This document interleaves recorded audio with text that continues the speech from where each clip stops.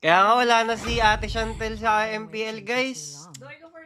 Mag-Hawk kaya yun, guys. Lahat na talaga kinuha ni Hawk. Grabe. Ang yaman ni Hawk. Thoughts daw kay Chantel, kaya nga, oh my God. Are you shooked? Are you shooked? Because I'm shooked. Kaya nga wala, kahit kami wala kaming insider. Sabi ni Butters, may isa pa daw. Eh, sino ba yung wala sa nirelease na ng MPL yung mga nila, yung cancer lineup nila. Sino na wala? Antiwaloy! Dahil ba to sa EWC kaya umalis na si Chantel? Saan mo nakuha yan, Karo? Ayokong tumalak. Ano ba man sa EWC? Ang daming kinuwento sa amin ni Carl kung ano yung dahilan ni di ba daming kinuwento sa atin ni Carl Magsayo? Ang daming sa kinuwento EWC? sa amin ni Carl Magsayo. Yung last o yung ngayon? Oh my God, why ka na tumalak? Tama na.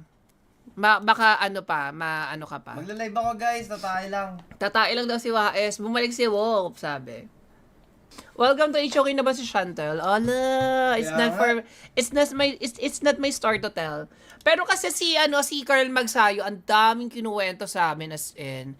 Every detail kinuwento niya sa aming lahat nung nasa watch party. Ang lakas pa ng boss, sabi ko kay Carl Magsayo.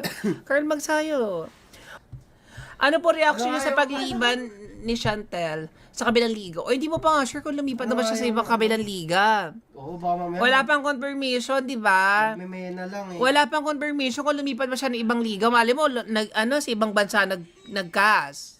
B, Emil tayo. Kalaruin mo ako. Ayoko! Nandito ako. Doon ka. Umiibig sa'yo.